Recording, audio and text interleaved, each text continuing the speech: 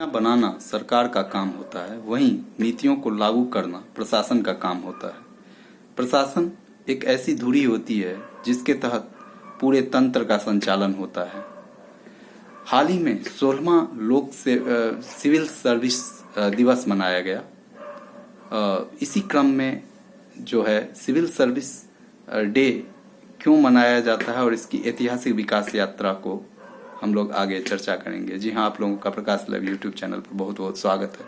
और आज हम सिविल सेवा के ऐतिहासिक विकास यात्रा को समझेंगे। सबसे पहले दिल्ली के मेटकॉफ हाउस में लौह पुरुष सरदार वल्लभ भाई पटेल, जो कि प्रथम गृह मंत्री थे हमारे, उनके द्वारा प्रशिक्षु आईएएस अधिकारियों को संबोधित करते हुए उन्होंने भारतीय सिविल सेवा को स्टील फ्रेम कहा, अर्थात इस्पाती ढांचा कहा। सिविल सर्विस की ऐतिहासिक विकास यात्रा अपने आप में महत्वपूर्ण रही है। लोगों को लोग के अंतिम पंक्ति तक लोगों को सरकारी सेवाओं को कैसे उपलब्धता सुनिश्चित हो, इसकी जो है रूपरेखा प्रशासन के द्वारा तय होती है और नागरिकों का विकास भी एक प्रशासन के द्वारा सुनिश्चित होता है। आज हम ऐतिहासिक विकास यात्रा के क्रम में जानेंगे कि सिविल सर्विस का विकास किस क्रम में हुआ, इसके बैकग्राउंड में क्या स्थितियां रही है और इसके विकास किस क्रम में हुए, और आज की जो भारतीय प्रशासनिक सेवा है वह किस तब्दीली से आज तक गुजरी है। सबसे पहले आपको जानेंगे कि ये सिविल सेवा का प्रारंभ का क्या कारण रहा और क्यों इस तरह की सर्विस की आवश्यकता पड़ी। जैसे कि आप लोग जानते हैं कि हमारा देश गुलामी की जंजीरों में बंधा हुआ था और अंग्रेजों ने औपनिवेशिक वर्चस्वता की स्थिति को बंगाल से प्रारंभ किया। बंगाल में द्वैध शासन लगा था। द्वैध शासन का अर्थ एक और जहां कंपनी अंग्रेजों का शासन था, कंपनी का शासन था, वहीं दूसरी ओर नवाबों का शासन था। नवाब बंगाल के वास्तविक उत्तराधिकारी थे और वास्तविक जो है वो शासक थे, वहीं अंग्रेज द्वितीयक शासक थे। लेकिन औपनिवेशिक श्रेष्ठता की जंग में अंग्रेजों को एक क्षेत्र से दूसरे क्षेत्र की भरपाई के क्रम में और भारत को पूर्णतः गुलाम बनाने के क्रम में बंगाल में राजनीतिक नियंत्रण स्थापित करना एक प्रमुख लक्ष्य बन गया था। और इसी क्रम में उन्होंने बंगाल में दीवानी अधिकार अपने नाम कर लिए, अर्थात राजस्व संबंधित अधिकार अपने नाम कर लिए। दीवानी अधिकार अर्थात सिविल राइट, जो कर लगाए जा सकते हैं और कर हटाए जा सकते हैं, इस तरह के जो अधिकार थे वो अपने नाम कर लिए। तो एक बड़े तंत्र को चलाने के लिए जब उन्होंने इस तरह के अधिकार को अपने नाम कर लिया मेरे दोस्तों, तो फिर इन्हें भारत के लोगों की अगर एक तरह इनके पूरे केंद्र को चलाना था तो एक संगठित लोगों की जरूरत पड़ती थी और एक संगठन की जरूरत पड़ती थी। इस क्रम में उन्होंने प्रशासन की रूपरेखा को तय किया। उनको एक प्रशासन की आवश्यकता महसूस हुई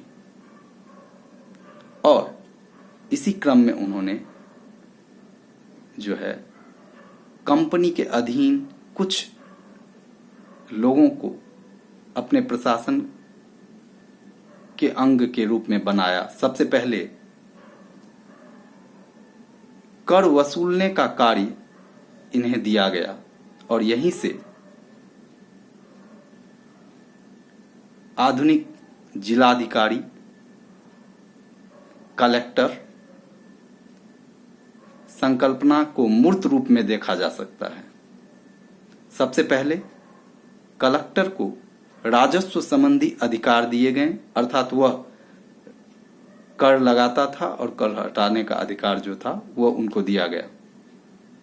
तो अंग्रेज के अधीन सबसे पहले प्रशासन अधिकारी के रूप में कलेक्टर की नियुक्ति होती है और महज 1500 रुपये तनख्वाह तय कर दिए जाते हैं। और तब इसके बाद और आगे बढ़ती है बात, तो मैकाले के सिफारिश पर जो है एक परीक्षा का आयोजन भी, सिविल सर्विस परीक्षा का आयोजन भी संचालित होने लगता है। 1922 से भारत और इंग्लैंड में परीक्षा का आयोजन प्रारंभ होता है। उससे पहले जब यह जो परीक्षा प्रारंभ हुआ रहता है, मैकाले की सिफारिश से पहले सत्येंद्र नाथ बोस पहले भारतीय के रूप में सिविल सेवा में चयनित होते हैं और दूसरे रमेश चंद्र दत्त 1869 में जिनका सिविल सर्विस में चयन होता है। दरअसल उस टाइम के सिविल सर्विस को इंपीरियल सर्विस कहा जाता था, इंडियन इंपीरियल सर्विस।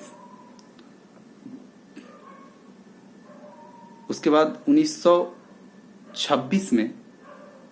1926 की यदि बात की जाए, 1926 में सिविल लोक सेवा आयोग का गठन होता है। 1926 में लोक सेवा आयोग का गठन होता है और 1935 के अधिनियम से संघीय लोक सेवा आयोग 1935 के अधिनियम से संघीय लोक सेवा आयोग का गठन हो जाता है।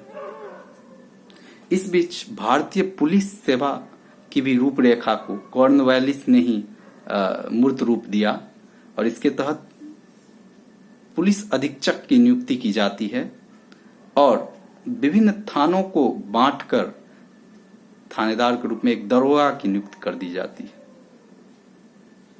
तो इस क्रम में हमारा सिविल सर्विस का विकास हुआ और मुख्य रूप से यदि बात किया जाए तो सिविल सर्विस का जन्मदाता कॉर्नवालिस को ही कहा जाता है।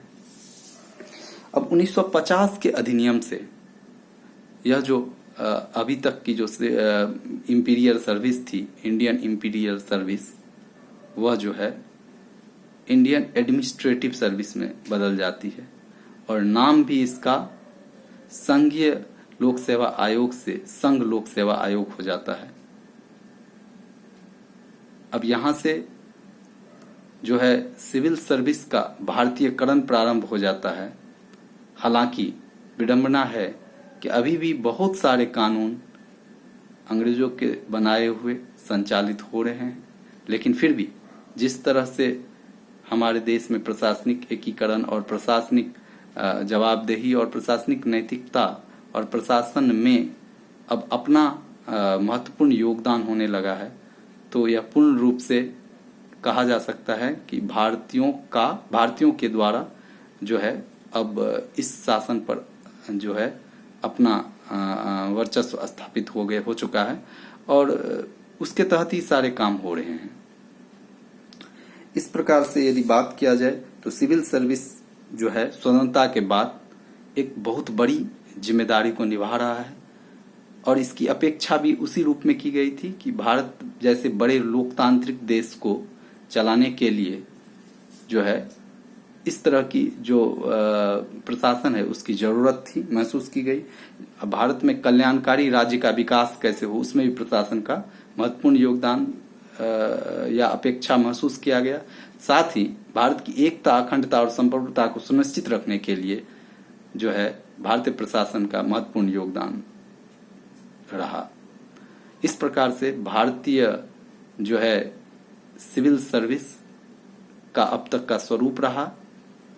और अब तक आपको बता दें जानकारी के लिए, अब तक भारत में 3 अखिल भारतीय सेवा हैं, जिसमें इंडियन एडमिनिस्ट्रेटिव सर्विस, भारतीय प्रशासनिक सेवा, इंडियन पुलिस सर्विस, भारतीय पुलिस सेवा और इंडियन फॉरेस्ट सर्विस, भारतीय वन सेवा। 3 ऑल इंडिया सर्विस है। इसके साथ ही यह सर्विस अपने आप में बहुत महत्वपूर्ण स्थान रखता है। आशा और अपेक्षा है कि आपको यह वीडियो अच्छा लगा। तब तक के लिए आप और आगे आप देखते रहिए कई सारे वीडियो को। बहुत बहुत धन्यवाद।